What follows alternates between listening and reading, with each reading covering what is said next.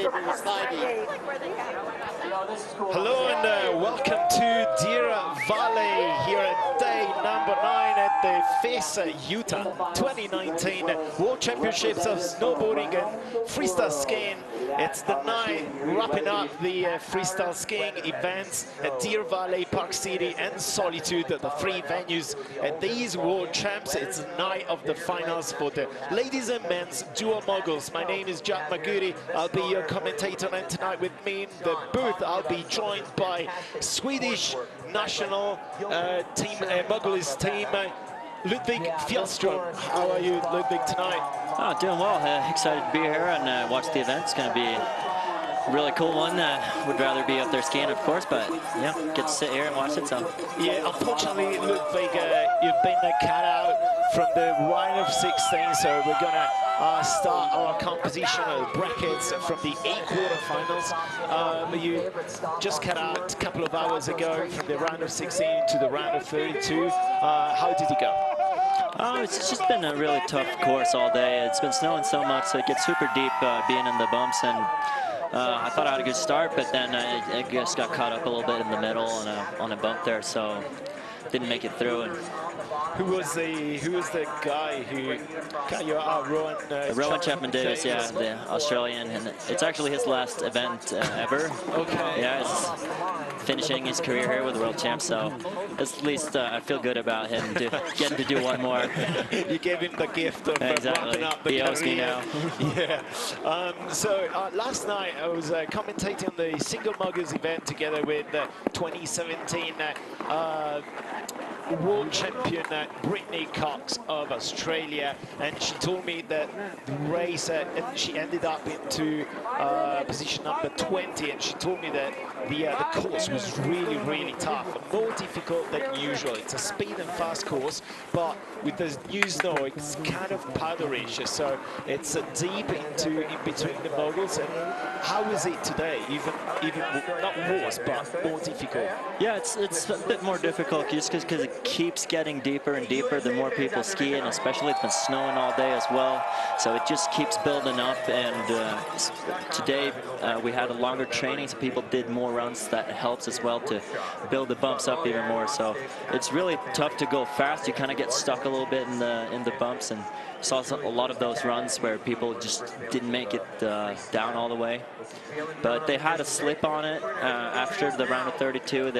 All the athletes learned how to slip on it, push some snow down in between the bumps, so it's going to be a bit easier for the first rounds here.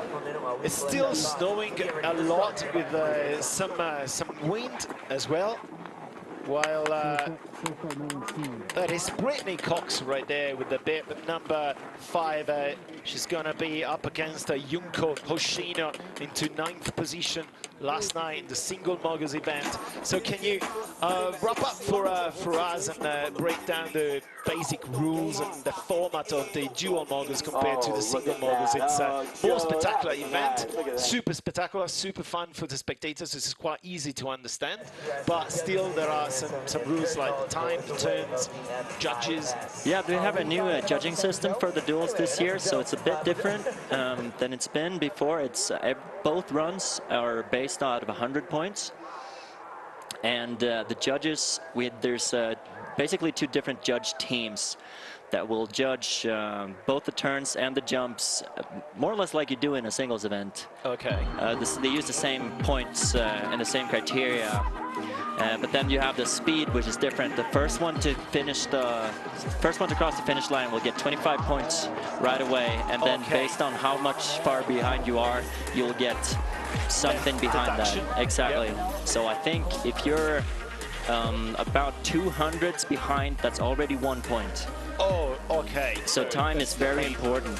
So time is still very important, yeah, as well as your air and on the jumps and the way that you turn, just like the singles. Yeah, exactly.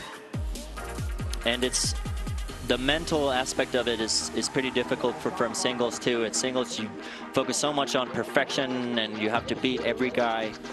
But here you only have to beat the guy next to you, so your only focus is to like stress that person out, like try to be faster than him, make him do the mistakes, just try to be in front. Yeah, that's a fantastic POV from one of the athletes there from down the course. Yeah, I think it was Tom Rowley from the US team. He's been injured a while, but he forehand yesterday, so he's going to make a comeback in Japan for the next World Cup. We're watching also some spectacular crashes over there during the, and hopefully, luckily, everybody survived and they're all fine. Yeah, I haven't heard anything about any injuries today. There was a couple in the training runs leading up to the event. We were missing one of the big names, Dmitry Reihard from Kazakhstan. He's not competing, unfortunately. But yeah, that helps too. When it's soft like this, you can take a crash and still get up and be fine. So it has both pros and cons with the snow, for sure.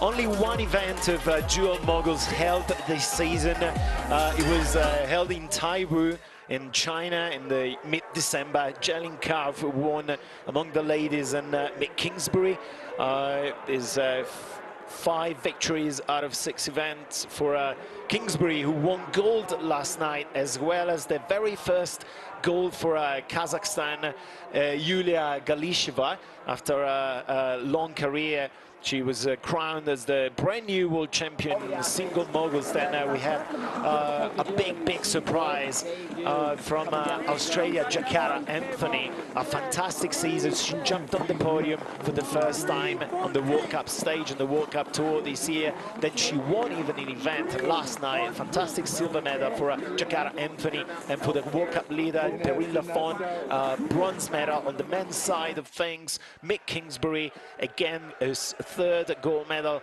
at the World Champs, missing out on the gold both 4 years ago and 2 years ago in single moguls.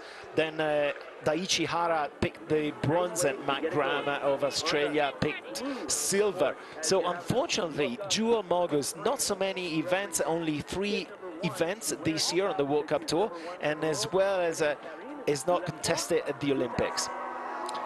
Yeah, it's, I mean, I know all the athletes really want to get the duels into the Olympics and have more duels event as well. It's really fun for us when we ski it, and I think it's what the sport's all about. It's supposed to be a show, so.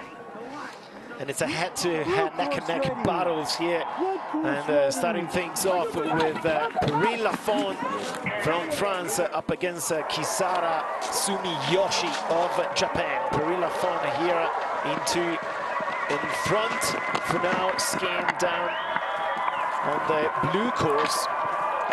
Yeah, Perrine having a little bit of bobbles there, but she's still in front. So, as we said, the time is very important. She's a very consistent skier, very rarely misses a run, and she just had that one mistake in the middle, but I think the rest is very good. So, same jump at the bottom. Yeah, I think they're going to give this one to Perrine, but Kisara was well with her there, like not far behind, did a very clean run as well. But Perrine has the degree of difficulty. She does the D-spin up top. Not a lot of women do that, but it's fun to see everyone that does it pushing the sport a little bit. So Perrine started to do the D-spin right this year. Yeah, she's been training it before, but started competing it this year, and I don't think she's missed a single one, so obviously got it in the bag.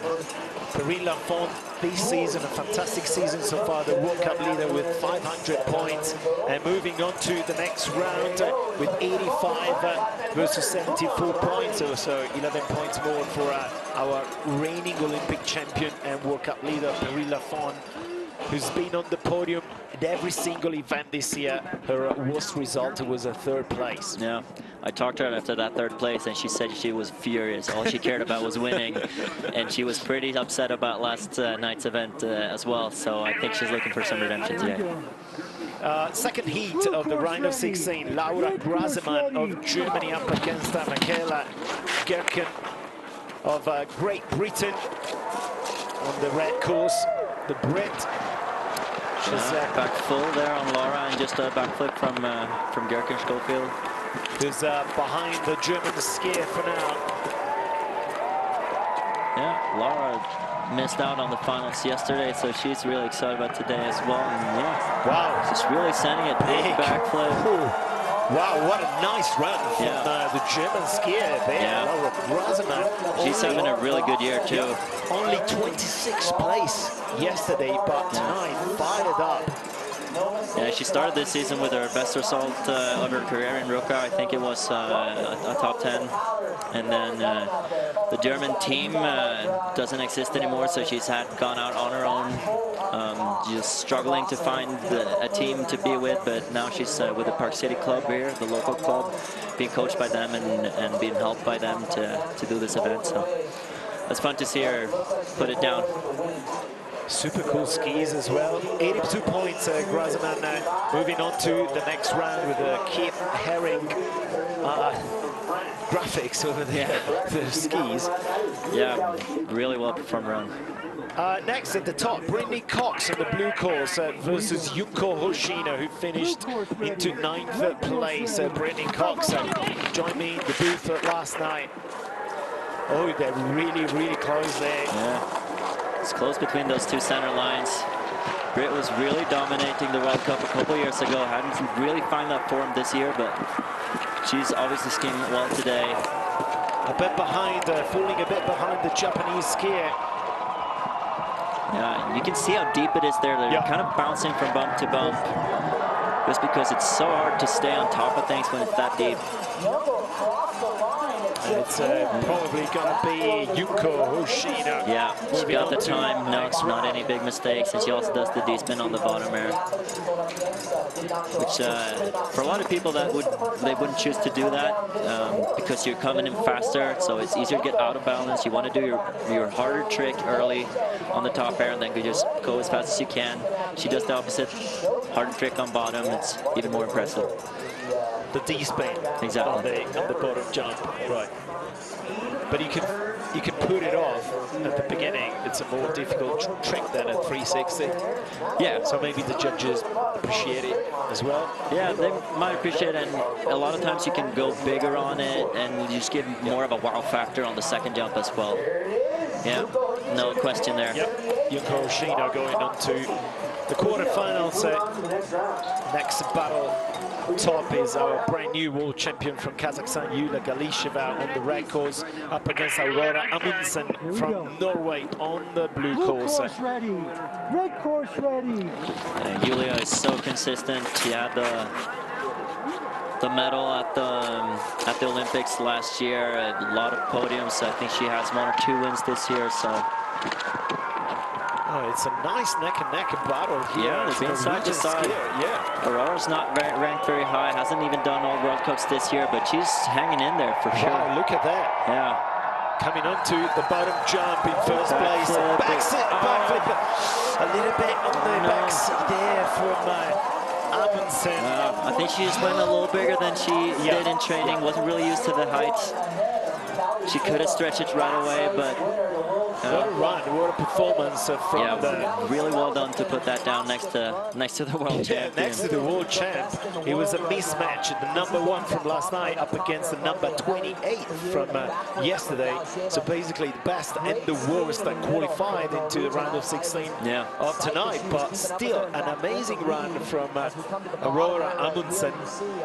And there she brings her hands down a little bit. She should have just held them up, stretched the whole way, then she would have been fine. But that's the experience you kind of get when you compete more. I know she's been taking some time off, just came back for a couple events this year, but still that skiing was amazing. Yeah, she even crossed the finish line before Yulia Galisheva, who advances onto the next round. Back at the top with our silver medalist from last night, Jacquard Anthony, up against Sofiane Gagnon from Canada. Gagnon ended up in 10th position last night. So pretty close here it would be. Yeah, Jacquard, she was doing well already last year. Everyone saw she was skiing well, but didn't really get that last, like the final run that put her on the podium. She had a 4th at the Olympics. So this year she's been really putting it all together. Raising the bar, Jacquard Anthony. Same 360. Yeah, none of them going very high, just keeping it in control there. Not pushing it too much right now, but I think they feel that the other person's right next to them. Jakarta a little bit more, with a little bit more composure. Yeah. But falling behind here on the backflip, crossing the finish line in first. So Gagnon, it's a matter of judging here. Yeah, 0-3 in time. It's going to be a close one. I think Jakarta will have it just because her skiing technique is just a bit better and didn't have those bobbles that Sophie had. Yeah, her legs really tight, especially in the most difficult midsection of the course. Exactly. You can see how it gets even deeper after the first half of the middle section. That's where people try to slow down, regain their control, which means you're stepping out a little bit out of your line and it builds up even bigger. It's going to be close though.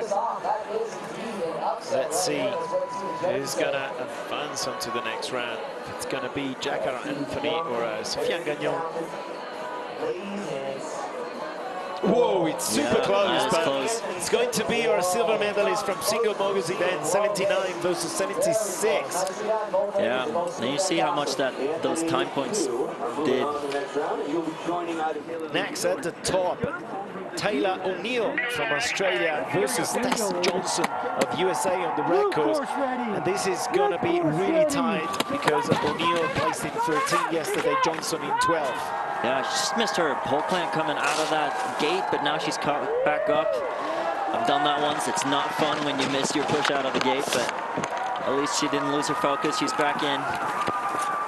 Here with a couple of wobbles there going on, and with wobbles and crashing down. Taylor O'Neill, one in first position, was Tess Johnson here, moving on to the next round.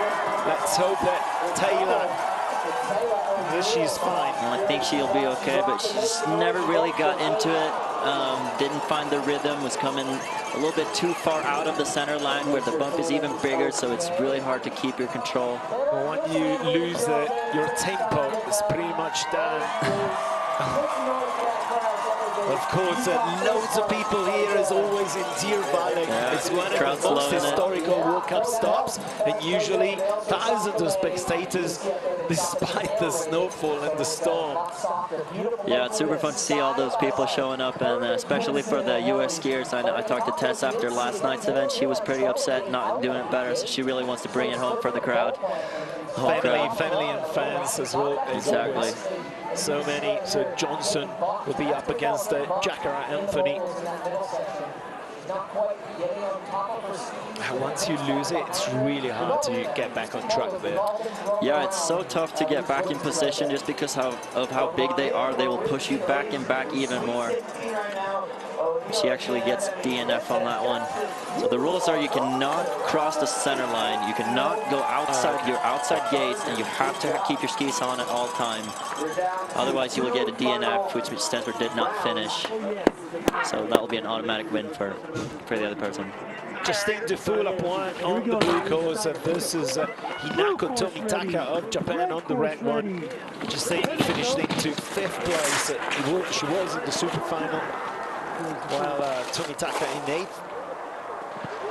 Same 360. Yeah, Justine a little bit in front, but not finding her wobble there from Justine. I know Justine got injured in China, just came back barely to ski again after New Year's. I don't think really she's quite comfortable with her skiing yet after that. Crossing the line in first, but a couple of big mistakes there. She's been one of the big names for a long time. Olympic gold and in Sochi, silver in Pyeongchang. So she definitely has it, and so many World Cup wins and titles a couple of seasons ago, before the World Cup title of Brittany Cox and Perrine Lafont. Exactly. She's been dominating so much. Justine Dufour-Lapointe. Yeah, youngest of the Dufour-Lapointe sisters. All 3 of them competed at the Olympics in Sochi. And, Justine and her sister Chloe got both gold and silver. That was pretty spectacular. From the Canadian powerhouse, the Canadian team, dominating the sport for so many years.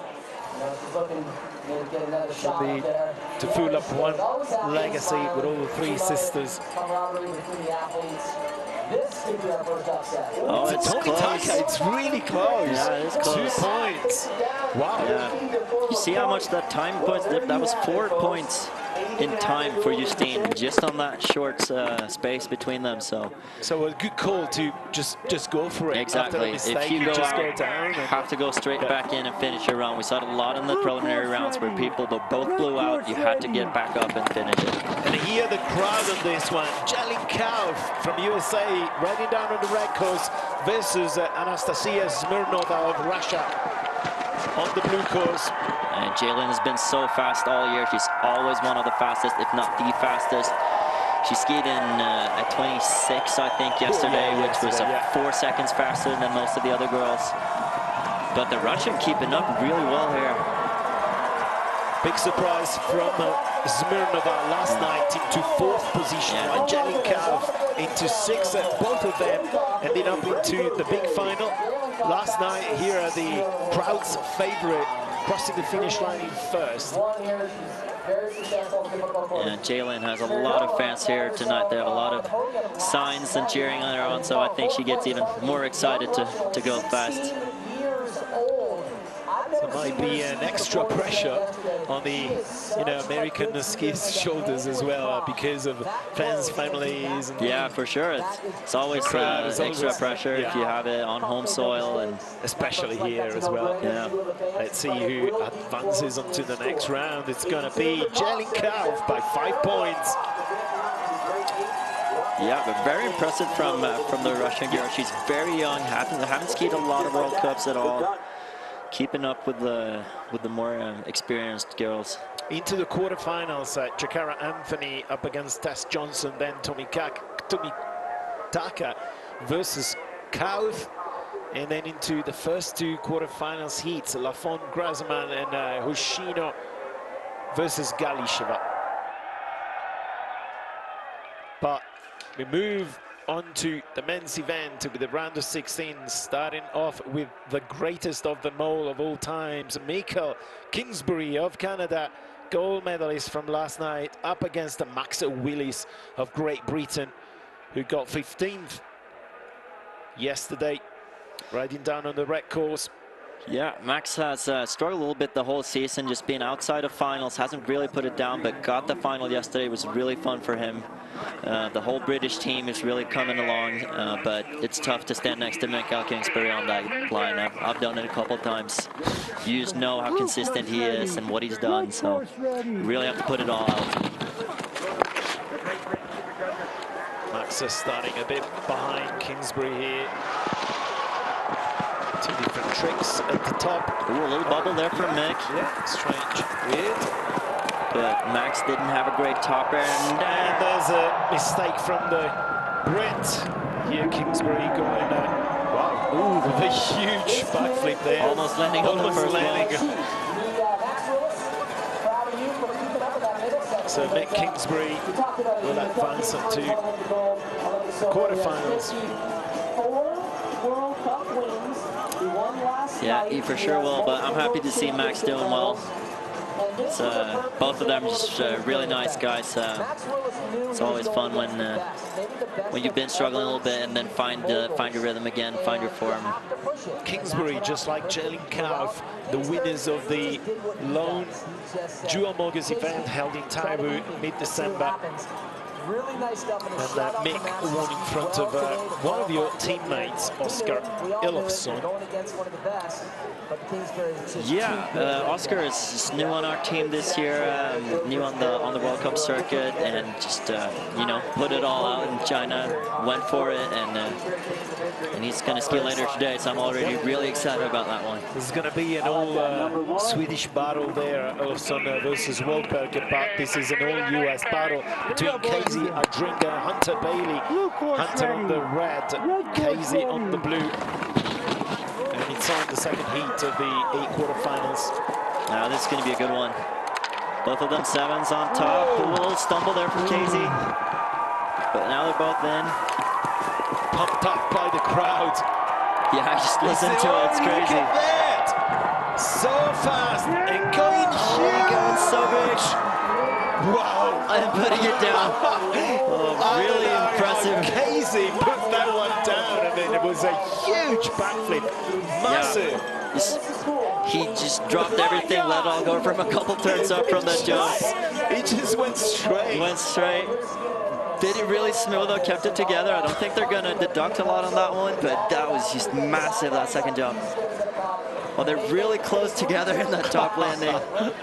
That was the same trick. But here you can see his skis just start to go more and more straight as he's coming in. Doesn't even turn on the last two turns. Look at it, where he landed. Oh, he's pumped up now.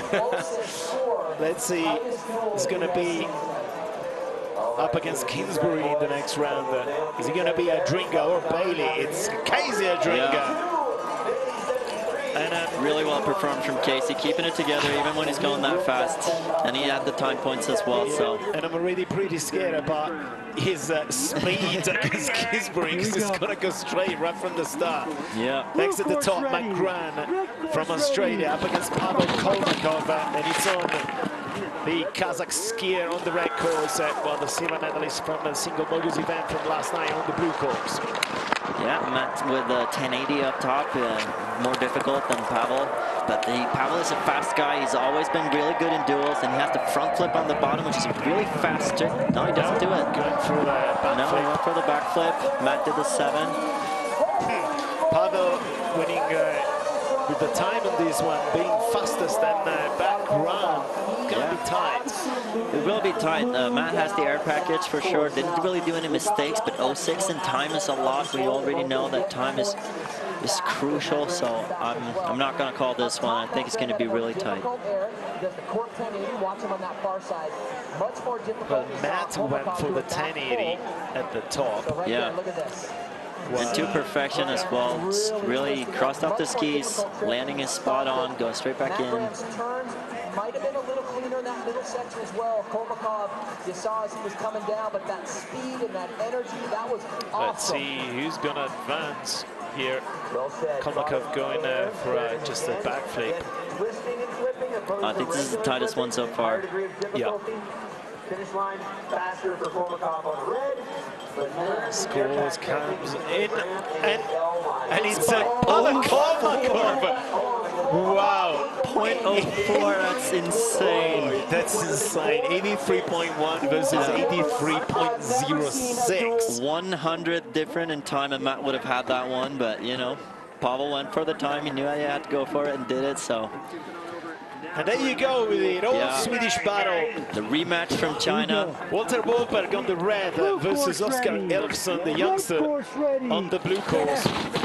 Yeah, Walter's had a killing season. He had podiums on a lot of World Cups, but Oscar's just a really fast guy.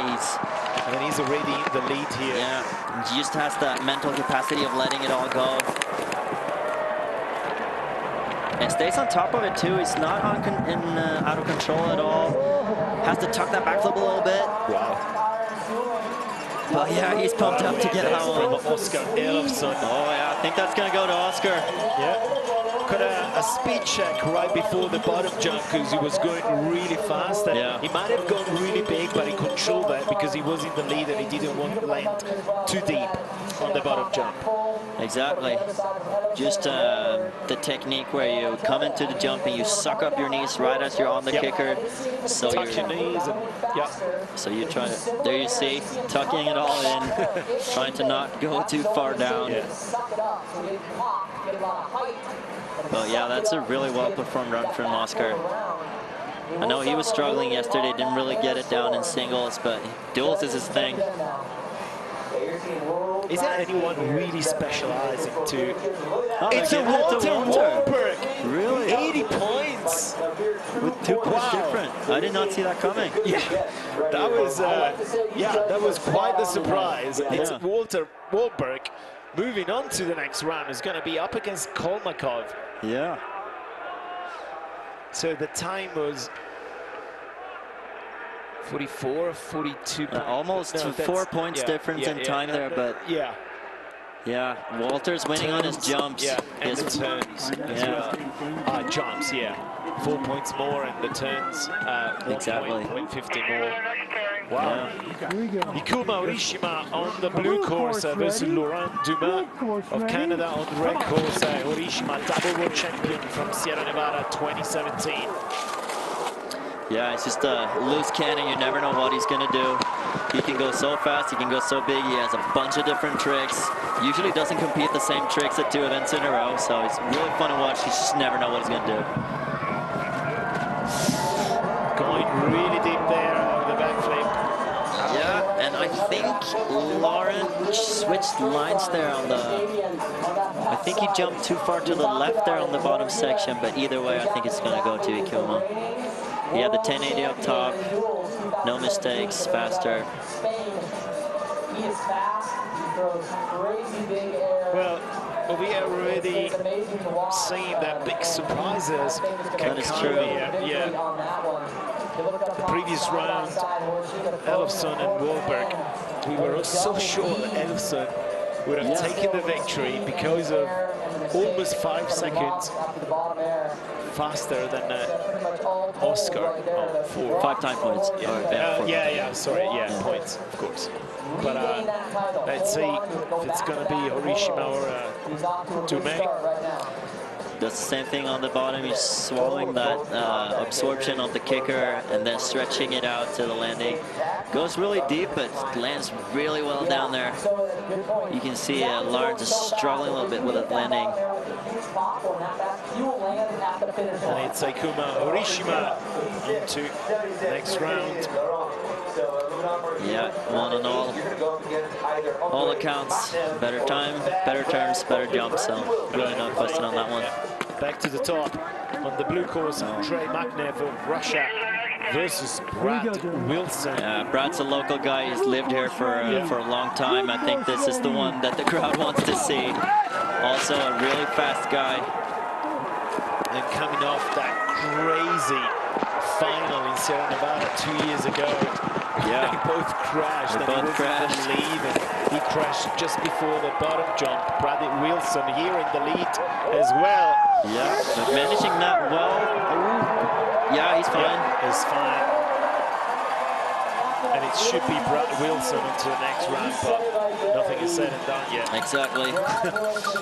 Did he manage somehow to survive those last turns before the bottom jump? I thought he was kind of losing his tempo. Yeah, but then he managed to put it it's together. It's especially tough in that outside red line that Brad is skiing, because the turns coming into the bottom air suddenly get smaller, and all the other lines, they get bigger. Yeah. There they get smaller, so it's easier if you go straight if you want to go big.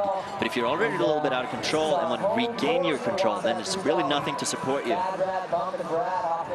You can see all his work, trying to stay on the line with his arms. And he's pumped up about that one.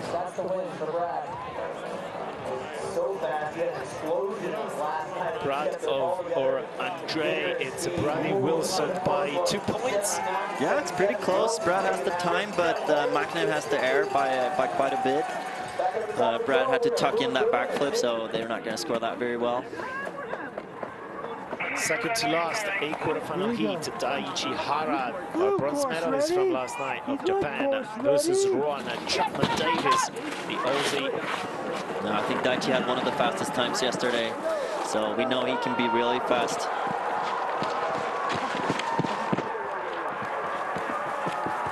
But Rowan has a really good turn, losing his control there a little bit, and yeah, Daiichi's way in the lead. Yeah, way in the lead. It's just much faster, much more fluent. Almost switching lines there, but getting back into his outside. They're going to cut him a little bit for that, but with a 1.5 seconds on Rowan, I think that one is already settled.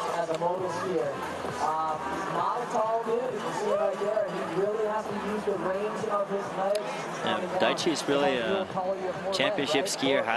Hadn't really done that much good results before he took the Olympic bronze last year, and then his ranking is 7 right now, but he got the 3rd yesterday. So he knows how to bring it in the big moments. Can you change the line? Or you are not allowed to. You will get deducted to change if you change the line. Yes. Okay. So that's why after the bottom jump, after landing his trick, wanted to stay the regional line. Exactly. Even if you don't switch lines, but just get a little bit of drift, you will still get deducted, but wasn't the case for Daichi. He has 80 points today. 80 points, so one of the highest ones so far. Moving on to the quarterfinals. Dylan Walchik of USA on the blue course, now up against Benjamin Cavet of France on the red course. Here we go. Ben with a 5th Blue place course finish. ready. Red course ready. Walchik with a 9th, another American skier. Yeah, and this kind of conditions really is really good for Dylan. He's really good at like staying on the top of the bumps, not going too deep into the face of the bump. It's not really figuring out there. Mistake there from Dylan. Ben is always Benjamin Cavet's always been one of the fastest guys. His first podium in World Cup was in duels, and got a 3rd place this year, just behind Oscar Elofsson and Mikael Kingsbury in Taiwu. yeah, in Taiwu, but he won his first singles event this year actually in Lake Placid. Yeah, right. The only one guy to win so far, except Kingsbury. So The only one guy. he's always been fast, to- but now he's been stepping up his tricks as well, doing all the difficult tricks in singles. He has the double full and the cork 10. So to wrap things up, we're going to have Daichi Ara versus Benjamin Cavet in the last quarterfinal heat. The first one, Kingsbury versus Casey Andringa. Then Kolmakov, Wolberg, and Horishima versus Wilson.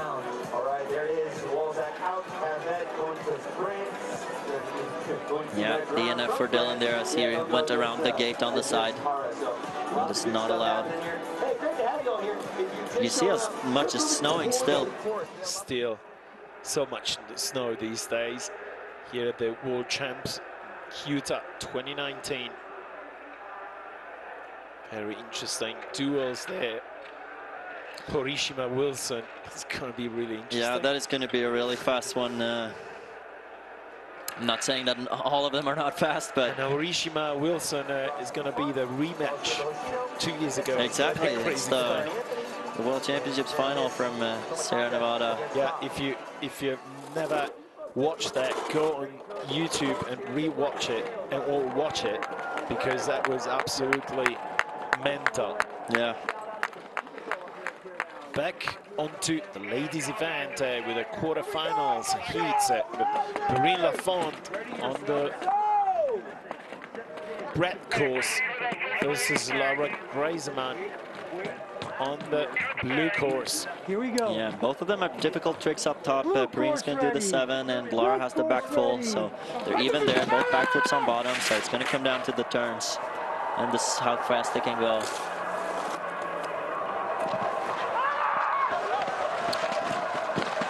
No mistakes so far, both of them keeping composure. Perrine a little bit more in control, but they're side by side. Laura is fast, a little bit of bobbles, but going bigger down here, and she's going to be first over the line. It's going to be close. Yep, that's going to be a close one. Between the reigning world champion single moguls from France, Laura Greisemann. Let's see if the German can cause the first big upset of tonight. She did have a good back full up top, staying straight all the way. This backflip is big. Crossing it up as you're supposed to. Getting a little deep in the second landing. And maybe a little bit out of control on the last turns. But she has the time. It's going to be all about the judges now. Turns in the air and spins. And it's a Perrine Lafont by 2 points. Really and it's on tight. the turns. She wins the turns by 4 points, which is making all the difference here. They're pretty close on the other one, on the airs and the time. Next at the top, Yulia Galisheva on the blue course versus Yuko Shino on the red. Ready?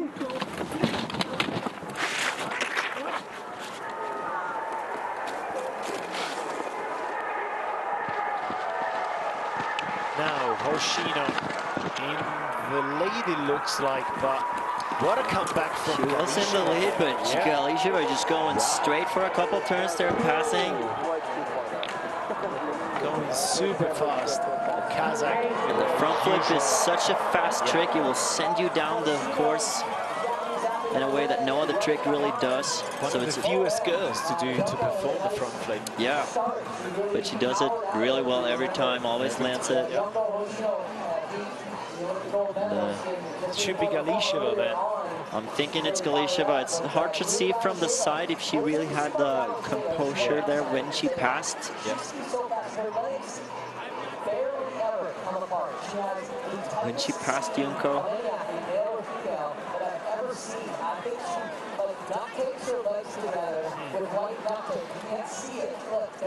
She also adds the grab there on the front flip, which makes the degree of difficulty just a little bit higher.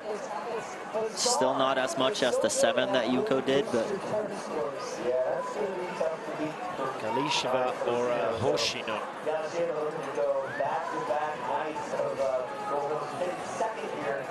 It's going to be tight again.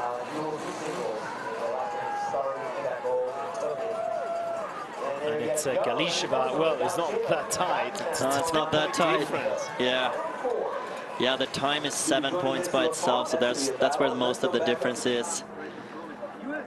But she has the jumps as well, so. Jakara Anthony here on the red course versus Tess Johnson from USA on the blue. This is going to be a good one. 2 young girls, both up and coming, both skiing really well this year. Getting 2 very close lines there. Yeah, similar 360s. It's a Tess, and with the mistake, Jakara Anthony. And listen at the crowd when they realize that Tess is going to move on. She's back in. She's back in, but I think Tess saw that, so she's just going to stay in control, not push it too much down here. She's still in front. Yep. Same tricks. The landing. It's going to be Tess Johnson. Now that's going to go to Tess.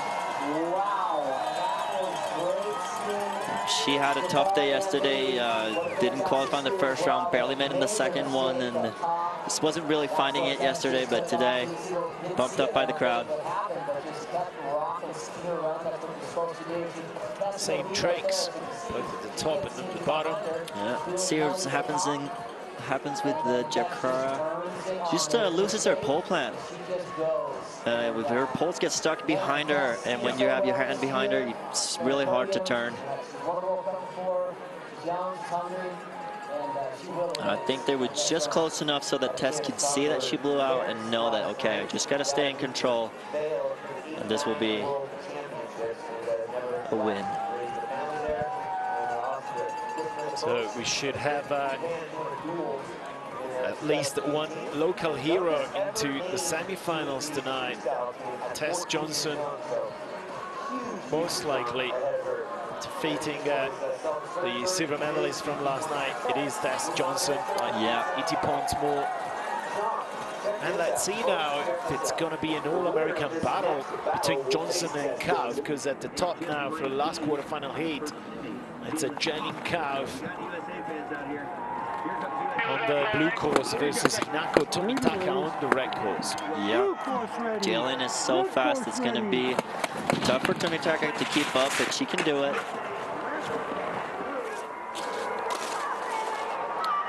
Kauf in the lead for now. Tomitaka with a mistake, and she's out. And Jalen leading all alone here. She's going for it. No problem bringing that down. She's still going fast, but staying in control. It's going to be Johnson versus Kauf in the second semifinal. That means that the US team securing one of the gold or silver medal tonight, being both in the second semifinal. Well, they will have one medal at least. At least, yeah. Yep.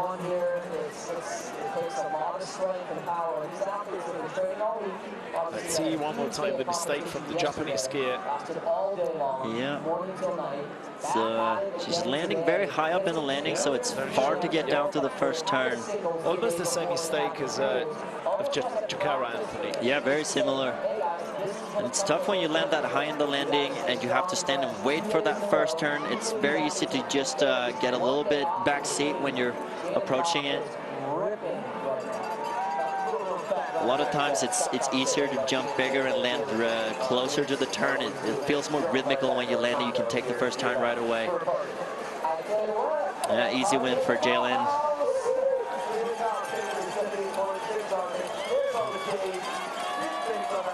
There's a lot of Jays there. All the Jays. Look at the crowd. Look at the crowd under the snowfall. They don't care. They have 2 American riders into the semifinals. Happy with that. And on the other side is going to be the reigning Olympic champion, World Cup leader, up against our brand new world champion in single moguls. So Lafont versus Kalisheva and Johnsons versus Gav. These are our 2 semi-finals. But back into the men's event with Kingsbury, Andringa, Kolmakov, Wolberg, Horishima versus Wilson, and Hara versus Cave. Back to the top with Mick Kingsbury. Yeah, this is when it's going to start get crazy. The course is getting tougher for every run that they do, and there's no easy duels anymore. Everyone is at this level of the competition. It's going to put it down. Red course ready. Andringa here taking a look at Kingsbury right at the top. Yeah, and Andringa had that really smooth section into the bottom air last time. Can he do it this again? He is in front right now. More difficult trick from the brand new world champion Kingsbury, but Andringa Nick tries to catch up, but just doesn't do it. Oh, but and he misses the landing. Yeah. Oh, he could have had that one. Oh, yeah. Missing the landing there, Casey Andringa. You rode so fast, yeah. Yeah, he did, yeah. He really did. That is true. He didn't miss the landing though, it just went too big again. Yeah, went too big, and when you go that big, you have to be a little bit lucky where you land. If you land right in front of the turn, or if you land on the backside of a turn, it's just a lottery. Mick tries to catch up her, but Casey just goes really smooth over the second half, really hits a good place at every bump, able to keep his speed. And you can see he lands right in front of that first turn, so that absorption, it's just too much for him to stand. In a backseat there for him. Yeah, riding a bit on his tails. Yeah. Time is pretty close as well, but I think it's going to go to Mick. Yes, 9 points more for Kingsbury, but good stuff from Casey Andringa. Yeah. Putting up a very good show. Yeah, Mick gets both the airs and the turns by quite a bit, so it was enough. Okay, let's go Sweden. Walter Wolberg on the blue course versus Palva Kolmakov of Kazakhstan on the red. And Walter's back in the line that he skied yesterday, so I think he'll be a bit more comfortable in that one. Just has trained in it a little bit more. Kolmakov almost losing control before the first air, but figures it out really well. Ooh. Really close there. Pavel is just in front the whole way, Kolmakov loses it. Oh no! Oh, he manages to put that down. How did he do crazy. that? How did he do that? Oh, that is insane. He was almost crashing into the jump. I thought he was standing on one ski on the jump, but he just has that awareness of being able to put that down. Even there, just a little wobble before the top jump. Yeah. And then again, what about a mistake here from Kolmakov? Yeah, he looks fine here, but then they had, yeah, it's the same thing. It's the pole clamp that just goes through. His hands get stuck behind him, and then he loses. Look at this. Look at this. Oh my. And he survived. Yeah. Walter's really stretching that to land, but I wonder if he knows. What happened? At least he's watching the replay right now. Wow. Let's see. That is crazy. Who's going to be into the first semi-final up against Kingsbury? No, I think it's going to be Walter. It's just too much of a bobble for Pavel, and he switches lines there, jumping out to his left and finishing in the left line. But again, it's such a good shot. It's Walter Wahlberg into the semi-final. Yeah. Walter has the turns there by quite a bit. Such a good show. The Dual Moguls is such a fun event. Especially here, you never get disappointed. I've done this event 8 times. It's always been amazing. He is going to be Formula 1 of Dual Moguls. Brad Wilson versus Orishima. Now this is a speed fest right here. Both of them switching lines from the last duel that they did.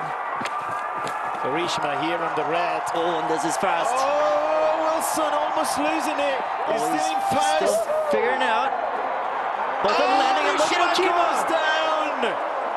Wilson. And Brad saw it. Wow. You can see him celebrating. Wow. Yeah, Brad. That's the word. Rad Brad.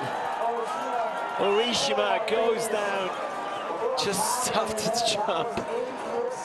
Oh, they were so similar before that. Ikuma has the degree of difficulty up here, does the 1080. Brad has the single back full.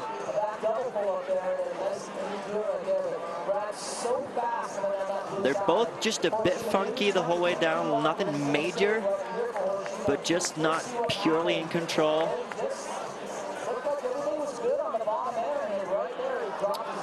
But Ikuma just gets that first turn right in his face when he lands. The thing is that after so many heats and training runs and the single moguls event and qualifications, your legs must be tired by now. Oh, your legs are done. This is just a mental strength right here. We had 2 days of training here, and when it was so deep, there was so much snow, it was powder. We had to step the whole course a couple times just to get it ready. Then 2 training days, singles yesterday, which is a lot of runs as well. And then duels today is just 4 days of completely pushing you to the max. Wilson qualified for the second semi-final. On home soil here, Wilson. Yeah, taking a little revenge on the guy from Sierra Nevada. Back to the top with the last quarterfinal heat. Daichi Hara versus Benjamin Cavey. Hara last night 3rd, Cavey 5th. The Frenchman on the blue course and Japanese on the red one. It's on. Similar 7s up top. Daichi's a little bit in front. And he just has this really smooth technique to go fast. He doesn't get stuck at all. Oh my. Now he's going really straight. So fast. And that is big. Can he land it? Oh, he's on his feet. He did land there. And 1.7 seconds in front. It's not as pretty as Ben's, but 1.7 seconds is a lot. When we're talking about tired legs, doesn't look like that this guy did make the super final last night. It looks like he just skipped the single moguls event. It just went straight to the duel. Yeah, and Daichi skis like no one else I know as well. He's just a little bit more, I'm not going to say backseat, but he's a bit more upright with his upper body, and which means that his impact on every turn is not as big. He doesn't have as much range of motion going on in his legs, which really suits this these kind of conditions. So it should be Hara into the next round, but you never know. I think so. It is Hara by 7 points. Yeah, there you see how much that time is. The time alone is 8 points on that one. So Benjamin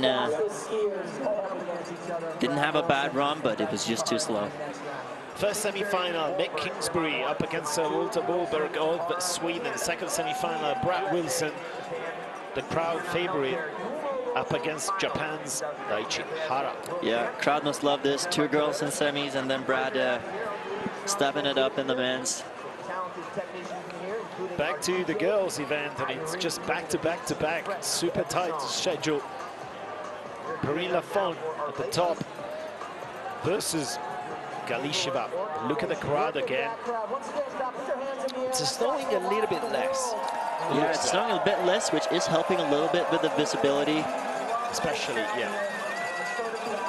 It's still falling down, but it's pretty light. And the darker it gets, the more the lights will help you as well with just seeing where you're going. All Jalen Cow's fans there. It's going to be an all-American battle in the second semi-final. Tess Johnson's versus Cow. All the J's might stand for Johnson as well. Yeah, I think she could choose to look at it that way. Might have been Jakara also. Yeah, true. Except for the American flags. Yeah. Oh, I want that beanie of the Kazakh coach. I want that. Yeah. It looks really warm, especially on this night. Yeah, she's been wearing it all season. All right, okay. Staying warm. One of very few female coaches on the World Cup, so that's fun to see. She's hanging in there, doing well with the Kazakhstan team. Perrine Lafont on the blue course, Yulia Galisheva on the red course. This could have been our big final of tonight. Oh, definitely could have been. And I know Perrine really wants this one. Reigning Olympic champion versus the world champion. Perrine with a slight advantage, but a couple of wobbles there from the French girl. She's still in the lead. Couple of bobbles, but staying in front, and usually her turns is considered better than Galisheva's, but the front flip always makes her catch up. Yeah. As you said before, the front flip, that kind of front flip gives you a lot of speed. It really does.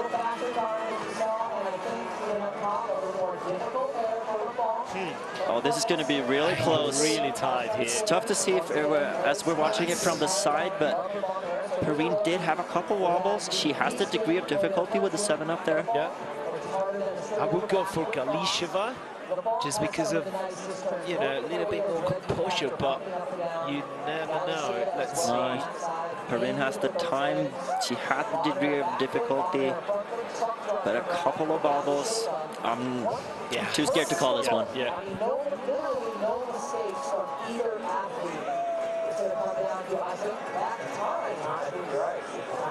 We have already seen a 0.4 difference tonight. Yeah, it's been extremely close, and just it's one decimal different from a judge, so 100 in time that can make the whole difference if your night continues or if you go home. Judges taking their time here for the final decision. Is it going to be a World Cup leader and a reigning Olympic champion? It is. It goes to Perrine, yeah. Defeating Yulia Galisheva. And it's the turns. Yulia has the time by 3 points, but then the turns is Perrine's by 4 points. Lafont into the big final, already securing herself her back-to-back medal after last night's bronze, and Galisheva battling it out for her back-to-back medals as well for the bronze, though, into the small final. Now, back at the top, the old US battle between Tess Johnson versus Jalen Cow. Cow on the red course, Johnson on the blue. I think they're very similar runs as well, both doing 360 on the top, back X on the bottom. Kauf a little bit faster. Kauf has been faster so far throughout the season. She's always been one of the fastest ones. She's been looking very fast today, but sometimes when she goes that fast, it's really hard to keep it clean. I could see this go either way. Red course ready. And it's on the second semi-final for the ladies event. And the crowd is loving this. 2 Americans. Very similar there. Not really clean exit. Both of them stepping out a little bit. Pressure on both of them. Jalen is in front right now.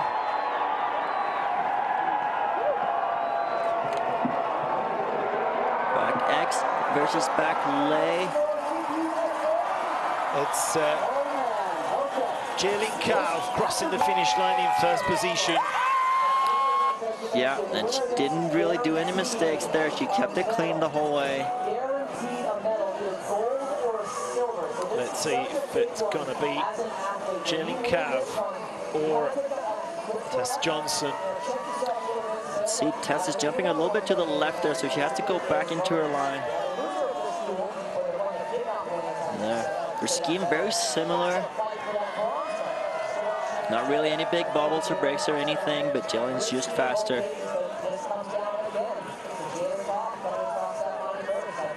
I think that's what it's coming down to.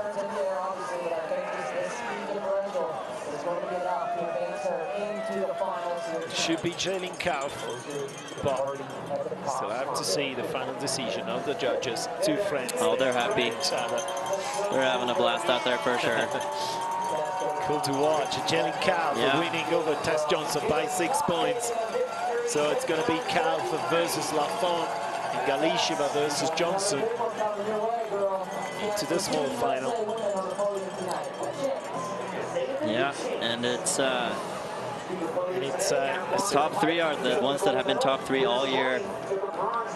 Did you know what? In Taiwu, the only dual Moguls event so far this season, Jalen Kauf first, Perrine Lafont and Yulia Galisheva, might happen again. Could happen again. Just can't remember who was fourth. I don't remember. I don't know. Would have been cool if Tess Johnson was I don't think so. I think it was Jakara, but I'm not sure. Yeah. Probably Jakara, yeah. I'm not going to promise on it. It happened yesterday with the men's. It was the exact same podium as the Olympics. Oh, right. Yeah. So there you go with Perrine Lafont versus Jalen Kauf. Jalen Kauf with the yellow bib last season during the mid-season, and then Perrine Lafont coming up top. And this season as well, they have battled it out for the yellow bib, the World Cup leadership throughout the whole year, and also Jakara Anthony now, which is in second place behind Perrine. Back onto the men's event, the first semi-final. There you go with your teammate Walter Wahlberg up against the man who's just doing so well this year. You know, he's just 18 years old. He's not skied a lot of World Cups. This is only his second tour. No pressure on him. No pressure, but looks like Bastille is up against it. And he was disappointed yesterday. He finished 9th. He thought he was a bit underscored, like thought he maybe did a better run than when he was rewarded for, but that's the thing with this sport. You just got to leave it all behind you and move on to the next day. He's going to be up the winningest Mogulist of all time, Mick Kingsbury, winning the goal last night. He wants to go for the back-to-back gold medals. Yeah, it's one of the only things he hasn't done yet. He's won both singles and duels, but never in the same year. But I think that's about the only thing that he hasn't done, except 2 Olympic golds as well. But he's had the overall World Cup champion for, what is it, 7 or 8 years? 7 years. Yeah. He has the Olympic gold, Olympic silver. It's just amazing the consistency, because you can be good for 1-2 years, but then you give up, you know. Yeah, especially when you're like him, you've done it all. What keeps you motivated to go out and keep doing it? Yeah. But he's just loving it. He's just loving winning, loving breaking his own record every day.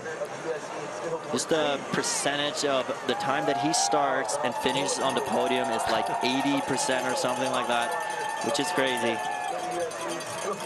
Still remaining a super nice guy overall. Oh, very nice guy. He's one of my best friends on tour. Like down on earth. And, down on earth, always there for a chat, or if you can be on inspection and ask, how do you think about this? What line are you going to do? He's very open, like, I'm thinking like this, I'm going to do this.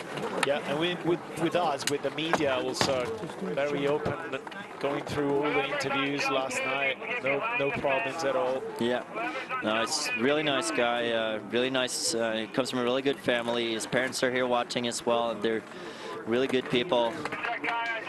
But yeah, he was born with something that is very rare. Yeah. So Kingsbury on the blue course versus Wahlberg on the red course. Yeah. Little advantage here for Mick. He gets to ski the line that he skied yesterday. So he might just be a bit more comfortable on that one. He has the 1080 up top and already quite a bit in front.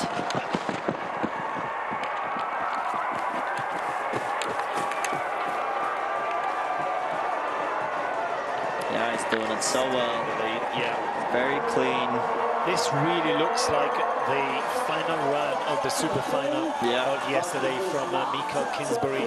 Basically flawless. Yeah, there's not much to say about that one. D-spin 10 on top, land spin. Yeah, good run from Walter Wahlberg as well. Yeah. Not as much fast as Mick Kingsbury, but... Exactly, yeah, it's a good fall, keeping it straight all the way, and no really big breaks or anything. That's a good turn, but when you're next to Mick, you gotta put on something really special if you want to beat him. Well, you just have to hope for a mistake, which is not really fair to say. No, exactly. Very rarely happens. But rarely happens, so. I would say Kingsbury is going 82 superfinals in the shot at another gold medal here at Deer Valley this week. It's gonna be Kingsbury, and let's check the score out. Wow, 90.9. 90.9, that's by far the biggest one of the night. That was 46. That's the thing about Mick. The more pressure, the later of the day, the better he gets. Go Max, Max, all the way. I think that's him saying hi to his brother. I think that's what I heard. I didn't really hear what he's Max is saying hello to some Max. Some Max? Yeah, I didn't catch the surname though. Brady Wilson on the blue course versus Daichi Hara on the red course in the second semi-final. Oh, this is a speed fest. Yep. Wilson up against another Japanese skier, super fast. Daichi Hara. He managed the last one. Ooh, mistake from Bradley Wilson. Finds composure, and there's a mistake from Daichi. Oh, and there's what? Are you kidding me? No. What happened? Daichi Hara with the double backflip. He just shoots off that jump and realized right away, this is too big. I'm gonna have to tuck this in. Yes! Oh, he's on his feet. Yes! I love you. That You're my favorite amazing. skier. I've never seen that. Thank you for this. Oh, God. Oh my God, that is so crazy. A double backflip because it was going too big. Bradley Wilson And he came in scared as hell. Yeah. He can't believe his eyes. It's like, what happened? Both of them had... Look at his face. It's just like, did he really pull that off? Did he pull it off? You see here, he just goes completely straight and cannot stand the absorption of the jump. He just shoots off it. That, boom. And about here, he's like, you know what? I'm too big. I'm gonna do another one. I have to pull this in. Oh my. And he was so big. How close is he to landing this one? That's what I want to know. Well, basically he landed there, but then the front flip. He would have landed if it wasn't a bump there. But then there was a bump because it's a Moguls event, Daichi. It's not a slopestyle competition. Oh, no way that he really seriously did that. It's in front of the third turn. And then look at the ski, it's exploding. It's like 10 meters up in the air. Oh, that's Mogul history in the making. Sorry guys, if we are having a chuckle here, but we're going to be talking about this for years. I've never seen that. Yeah. I don't know if anyone has ever pulled a double backflip off. I hope he's okay because he has to go up and ski one more. Oh my, you see it really. It has to go for the small final. He has to go back up and ski against Walter. And yeah, he has some blood there on his chin. Catching his breath. That must be such a mental, I don't know what to call it. Well, we're still waiting for the official score, but yeah, it should be Brady Wilson. Oh, it's a DNF. He lost his ski, so it's a DNF for sure. I think Bradley was a bit scared in the middle there. He wasn't really in control. He was bouncing around a little bit on his toes. And Bradley Wilson will compete again for another gold after Sierra Nevada, but he's going to be second straight World Champs final. Yep. On home soil. We're still waiting for the official scores here.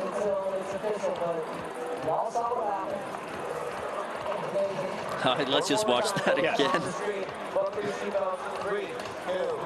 Oh my.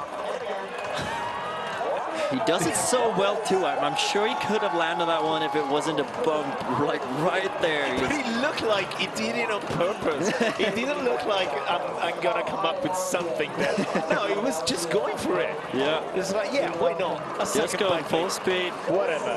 I'm gonna cross the finish line with my ski coming down from above. And he has to go all the way up again, as you said. Yeah, that's going to be really tough mentally to prepare yourself for another run after just doing that. Just hope he's okay. Well, he looks like okay. Until A little beat up, but until he reckons what he's just done. Yeah. I think he's going to realize it tomorrow morning. Yeah. Because it was a really casual. Yeah. Yeah. Where is my other ski? Yeah. No problem. No big deal. Give me my ski. I'm going back up. I don't know what we're waiting for here. I don't know. Are you kidding me? And this competition is not going to be on the Olympic program. Yeah, I know. I don't know what the reason is for not having it. I know all the athletes really want to. Well, this is just a good showcase for your sport. I mean, Yeah, it'd be a great show for the spectators. And there you go with your official results. Small final, of course, Sweden's Walter Wahlberg versus Japan's Daichi Hara. And the final, Mick Kinsbury going for a back-to-back gold versus Brad Wilson, trying to step things up from his last silver medal won at 2017 World Champs at Sierra Nevada. I have to root a little bit for Sweden here. I don't think we've had a World Championship medal as long as I've competed as well, or as long as I've been in the game. We had Per Spett, who was 4th in Boss. There's Not a medal for a very long time. 2001 in Whistler, Patrick Sundberg of Sweden getting the silver in Yeah. World Moguls. That's a long time ago. 18 years ago. Yeah. So it's about time for another one for Sweden. And with the season Walter's had, this would just top it off with a medal here. That would be crazy for him. Oh, that's hard. Oh my gosh, stop. Hold on, 2 folks. years ago, Oh my goodness. the Perrine Lafont took the gold in front of Yulia Galisheva, and Jalen Kauf got the bronze. So basically, there's still Lafont, Kauf, and Galisheva tonight, and Tess Johnson Yeah. are the specialists of the dual moguls That's events. Perrine Lafont from France off the bottom of her It's a first three medal of them. silver. Right Lafont, behind her, Galisheva, make and some Kauf. noise. And the final is really going to be a big one. Lafont being that disappointed with yesterday, she was really frustrated with how it turned out, and Kauf just being who she is, how fast she is on home soil before that crowd. That was the All-American fight in the second semi-final, Johnsons versus Kauf.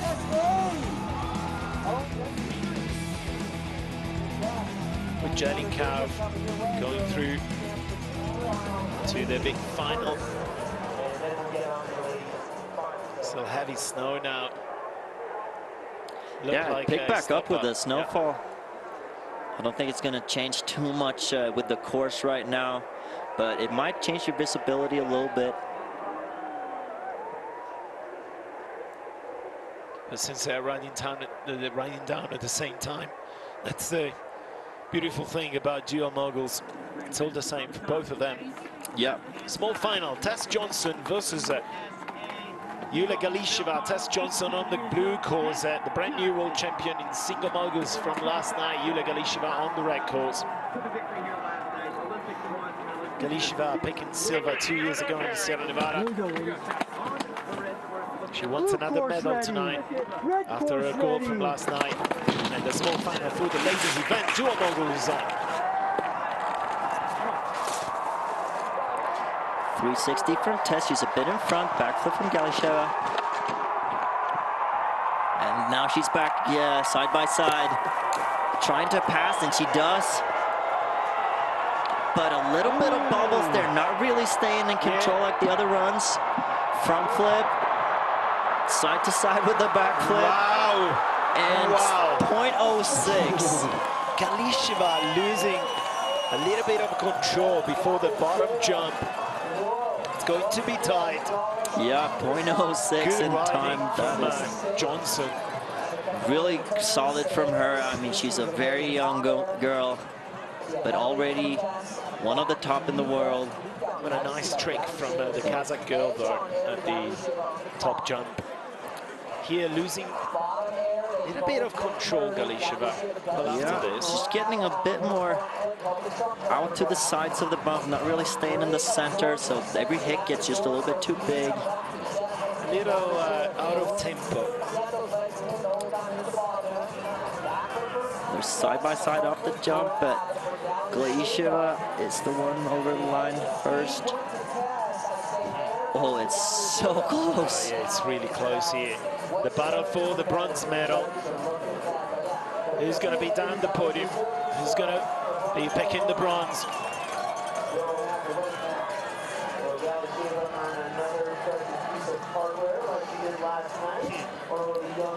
Judges are thinking about this one.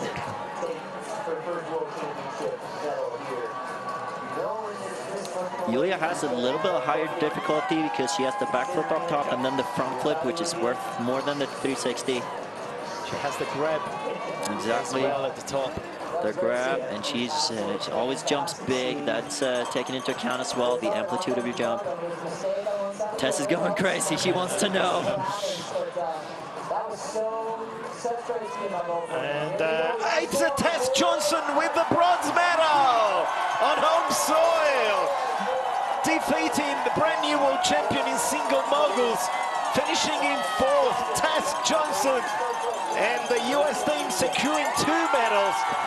Well, more, 3 medals. 3 medals with Brad as well. Finishing into the final as well as Jelin Cow. Oh, that is just pure happiness. I love seeing Tess getting that. Nice decision from the judges. Personally, I would have gone for Tess. Was a little bit more composure into the turn. Yeah, it's a bit more control, but you know, really tight, really tight. it is tight. I'm Back just to the super top. happy for her. Yeah, the big final. Jelin Cow on the blue course up against the girl who's been dominating the past 2 seasons as well. She won the gold at the Pyeongchang Olympic Games. Perilla Fon on the red. Jelin Cow has just seen her teammate picking the bronze. This is what it all leads up to, you know, fighting all day just to get this last one. And it's on the big final for the ladies dual moguls event. Perrine with the D-spin. Now Jelin in front, faster Jelin than in the French front. girl.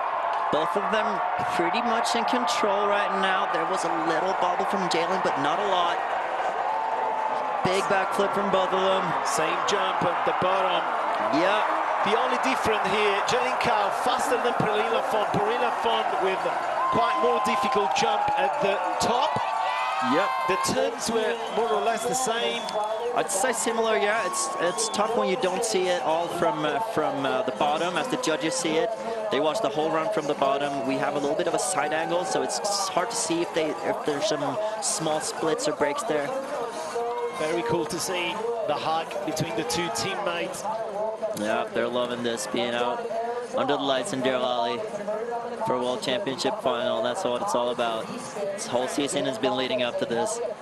That's a 360 up against a D-spin. Yeah, and wasn't the best D-spin she's done. She's a bit more upside down than you want to be. You want your feet and head to kind of be at the same level. That was pretty flippy, so they're not going to score it super well. Perrine Lafont looking for a back-to-back gold medal at the World Champs after winning the Sierra Nevada World Champs 2 years ago. Jelin Cow picked the bronze over there. Let's see if it's going to be Perrine or If Jelin. anything, Jelin just is a bit more loose. I think Perrine just has a little bit more composure, but that second jump is bigger from Jelin. And she has the time. It's the full package. It's going to be tight again Yeah. into this big final. And a silver, and that's very impressive at the World Championships. That's 2 U.S. women on the podium. Where will Jalen Koff land? That is now the question. The scores coming up next. Perrine Lafon's fans there. Yes, some French fans. Vive la France. And it's a Perrine Lafon winning gold by 2 points. Perrine Lafon. And just look at how much that meant to her. Yeah. Oh, she didn't expect that. What a reaction. I think she thought that was the last one, yeah. Especially like we talked about coming from yesterday's disappointment. Pretty emotional. The French girl here, she's the world champion. Yeah, I sat with her. Double world champion after 2 years, and the reigning Olympic champion. She won the World Cup title. Wow. At her age. What a performance by the young gun from France here, Perrine Lafon. I sat with her after training today, and she told me winning is everything. She didn't care about that bronze at all. That was nothing for her. Winning was what it was all about. I'm sure she'll appreciate the bronze medal in some time. Like last night. Yeah.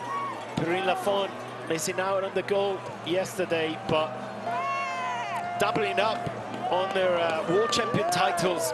Yeah. 2 years after Sierra Nevada here. Such an emotional reaction from I think there was so much pressure on that one. She has already won 1 gold at the World Champs 2 years ago, the Olympic medal, but that means a lot to her, I guess. Obviously, this means a lot, and I think just pulling yourself together for this day, when yesterday was really tough for her, putting it all back together, focusing for that many runs. They have to do 5 duels. It's a lot on your body. It's a lot on your mental toughness. So I think she just, when she can relax a little bit, the emotions comes as well. USA with silver and bronze, while Galisheva finishing into 4th place. A very nice 5th place finish for Laura Greisemann right there. Very good. By far the best one she's had, so that's really fun for her at a World Champs. She had a podium in the World Cup last year, but just wasn't consistent enough. Overall this year she's been not really hitting those high ones, but being more consistent overall. Still our top 3 ladies over there. Yeah, 2 Americans. That must please the home crowd. And just look at Perrine. She's just, she can't believe her eyes. That's Ben Carvey over there. Her boyfriend. They are a couple, yes. Okay. Yeah. I thought I was going for her teammate. Yeah, that too. But yeah, they've been a couple for 2 years now, I think. And she didn't expect that after finishing, crossing the finish line behind. Exactly. I think she thought that was a lost one for sure. But that's what sport's all about, just looking at how happy she gets when she wins that. That's something. That's why you do it. Yeah, that's Brad Wilson with a smile on his face. He has nothing to lose, I mean, up against the greatest of all time, Moguls, Mick Kingsbury. Yeah, and all the American team. Brad has the one thing he has is his speed. He's really fast, and that could put some pressure on Mick. You saw how Casey beat Mick earlier today in time. Mick wasn't sure he was going to win that one. He came down saying, wow, you were fast. Yep. So if there's one way to beat him, it's pressure him for the time. But then again, after the whole day of so many runs, how many runs like Brad Wilson must have done today, together with training? Together with training, I'm not sure how many training runs he did, but most of us did 3 or 4 training runs before the preliminaries. Then you did at least 1, maybe 2. I was already qualified for the 32. I think Brad was as well. So there's 1 there. And then you have the slip, and then you have the 5 runs here. So at least 10. Yeah, 10. Up towards 10 runs. Towards 10 runs. Yeah. I think he called it early on the first training. I remember him talking about being tired, so calling the first training a bit early, maybe just doing 2 runs. making sure he both knows both lines. Because for singles, you only focus on the one line, and then duels, you have to come out and inspect a whole new line and really focus on being in that. Because if you go far, you're going to ski both lines. Look at the people. It looks like a stadium over there under the snowfall. Yeah, that's amazing. Thousands of people, as always, Saturday night here in Deer Valley for Dual Moguls. Yeah. All the Jays. A lot of fans. There's a lot of Jays. For Jalen Cobb. And especially for Brad. I mean, he's a local guy. His family, his friends, they're all out watching here. His brothers, who was also on the World Cup for a long time, Brian. He has an Olympic bronze from Vancouver. So a really freestyle family. Brad Wilson last night. A lot of pressure. 17th position. And he's going to be up against the #1 from last night and the #1 since 6-7 years. Yeah.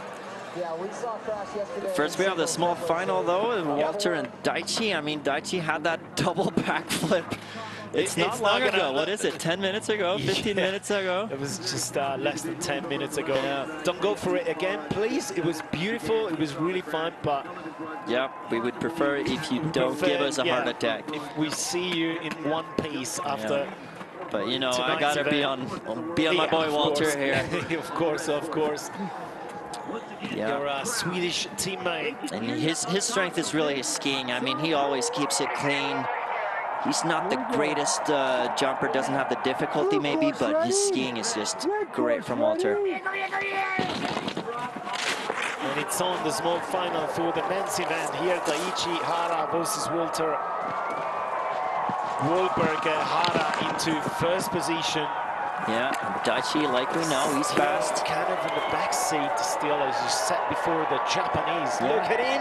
Sitting down a little bit, but you know, this one is in control. Like as if exactly, like nothing happened. I would have been like it was just another run. In the hospital for 3 months after that. Yeah. How did he do that? How did he? That is some mental toughness right there, being able to go back up and focus back.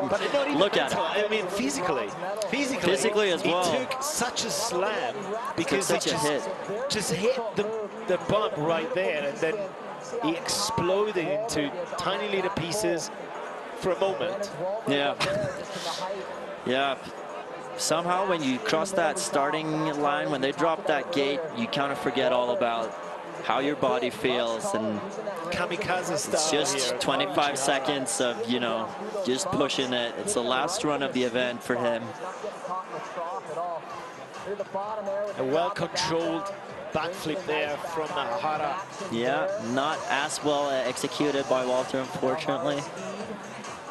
Just getting off a little crooked there. Yeah, I think Daichi has another medal. After last night's bronze. Yeah, he'll go for another bronze here. The bronze at the Olympics as well. And bronze, he's Mr. Bronze. And it's Daichi Hara with 4 points more than Walter Wolberg. Yeah. Still a top 4 finish for the young Swede. Yeah, he really got some redemption from last night, which is fun for him. A top 4 is of course not bad. But when you're in that small final, I mean, he's not going to be happy about it right now, but he will be in some time. Daichi, though, yeah, look heads at him. off. I mean, mad respect for you. Japanese crowd's favorite from the previous has to be. Yeah.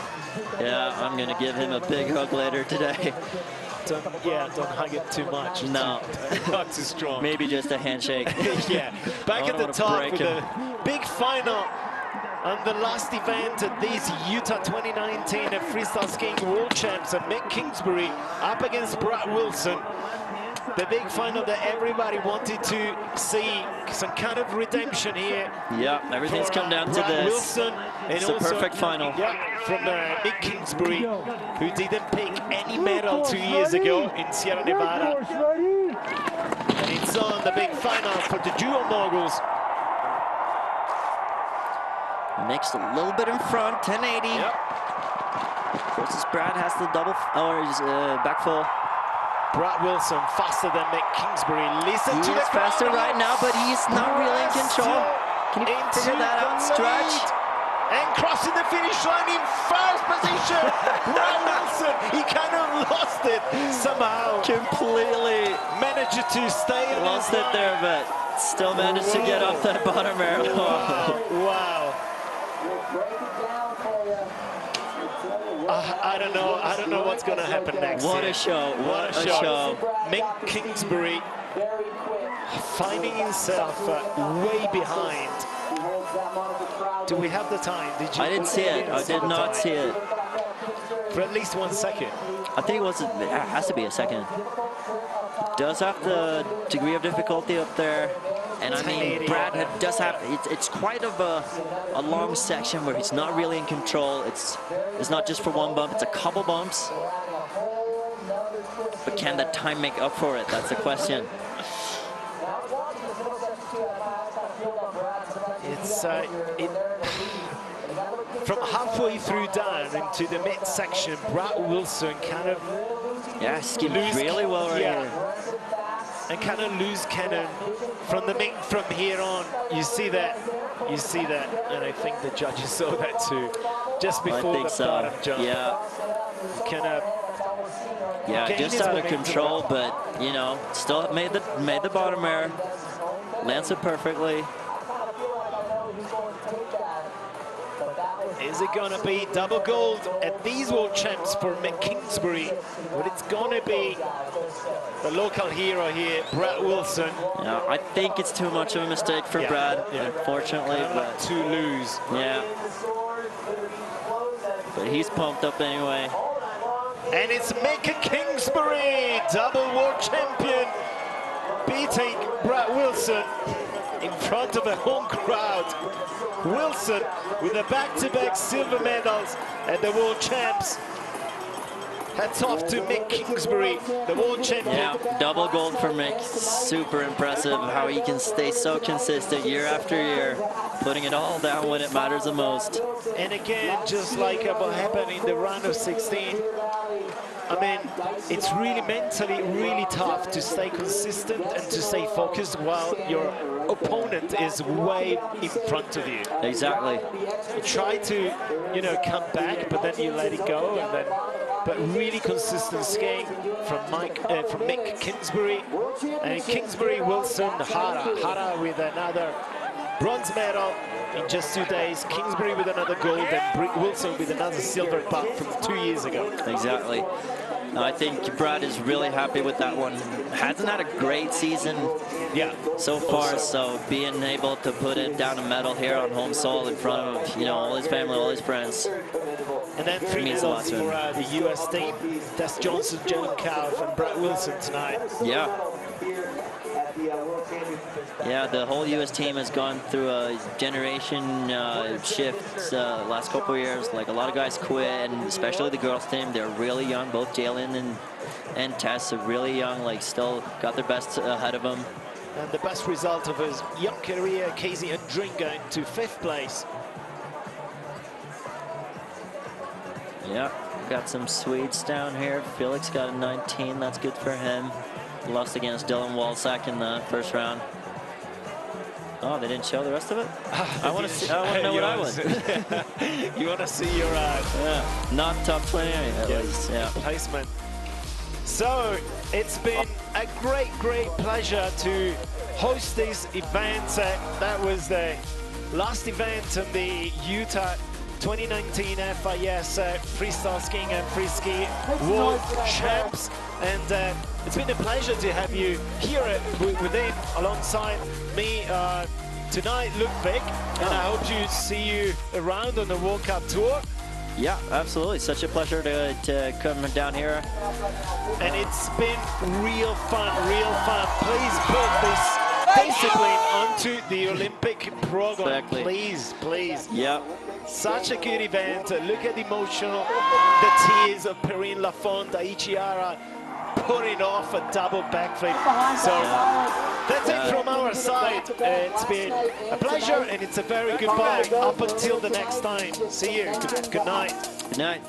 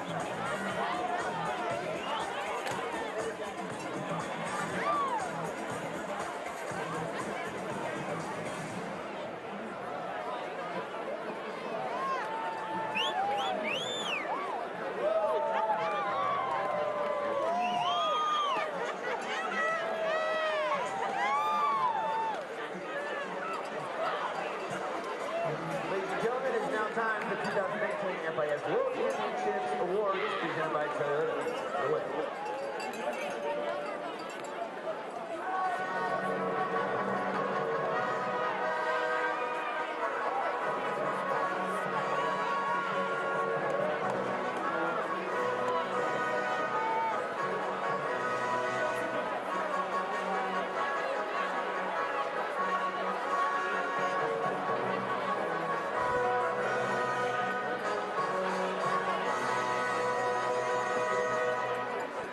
Ladies and gentlemen, please welcome our top 6 women.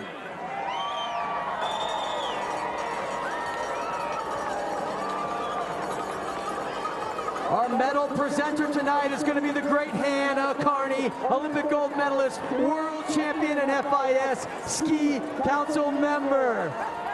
Presenting our trophies will be Lori Weston, hospital administrator, Intermountain Park City Hospital. In 6th place, representing Japan, Yonko Hoshino. In 5th place, representing Germany, Laura Grossman. In 4th place, hailing from Kazakhstan, Yulia Galasheva. All right, in 3rd place from the United States of America, Tess Johnson. In 2nd place from the United States of America, Jaylin Koff. And our 2019 World Champion from France, Perrine Lafont. Once again, Hannah Carney, no stranger to this run here at Champion. Olympic gold medalist and world champion, one of the greatest to ever ski moguls for the United States and for the world, will be handing out the medals. Once again, in 3rd, Tess Johnson. And the silver snowflake in 2nd, Jaylin Koff.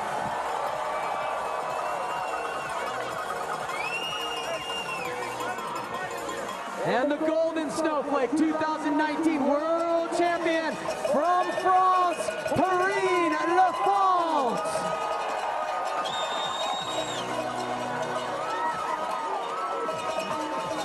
And once again, Lori Weston, come on out. You will be giving out the trophies to all 6 women.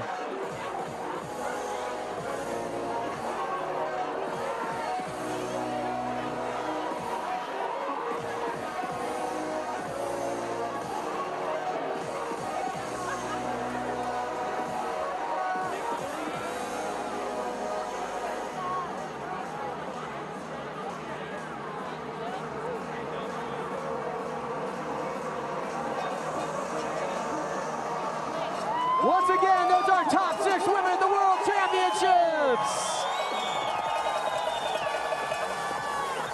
And now it is time for the French national anthem.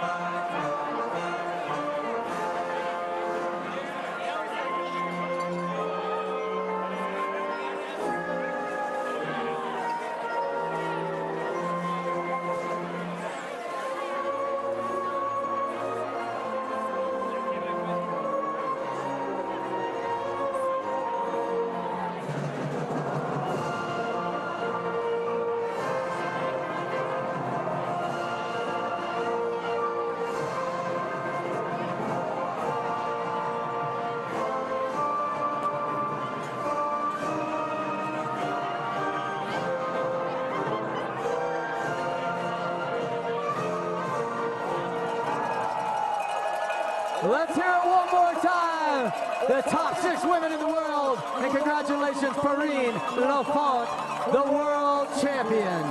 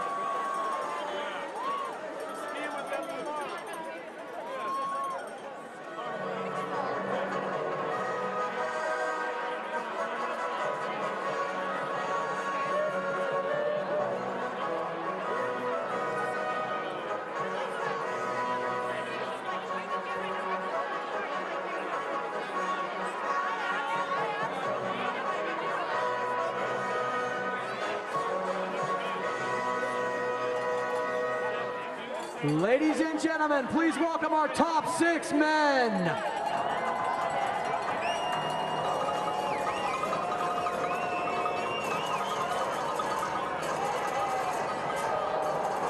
Once again, our medal presenter will be Hannah Carney, Olympic gold medalist, one of my favorite skiers of all time. And Carrie Westberg, Senior Events Promotion Manager of Deer Valley Resort, will be handing out our trophies. Thanks you, Carrie. We could not do it without you. Okay, representing France in 6th place, Benjamin Cavett. And from the USA in 5th place, Casey Andringa. From Sweden in 4th place, Walter Wahlberg. And in 3rd place, hailing from Japan, Daichi Hara.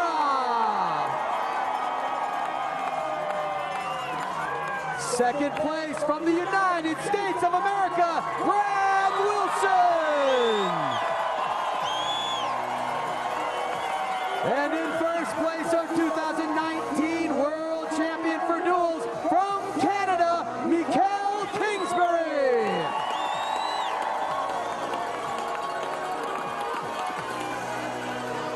Hannah Carney, come out, shake some hands, give some medals.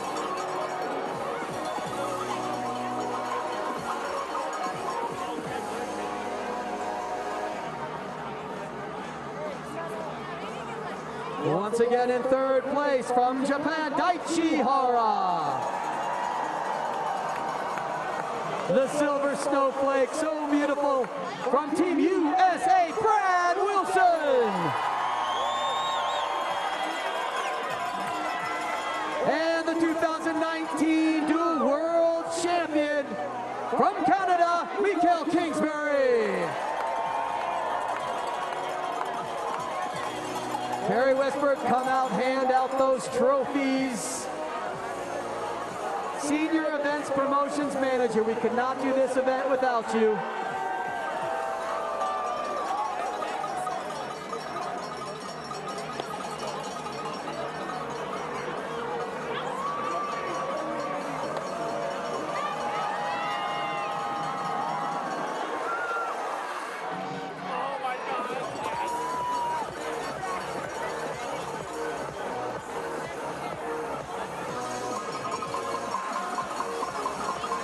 Once again, make some noise for our top 6 men in the world.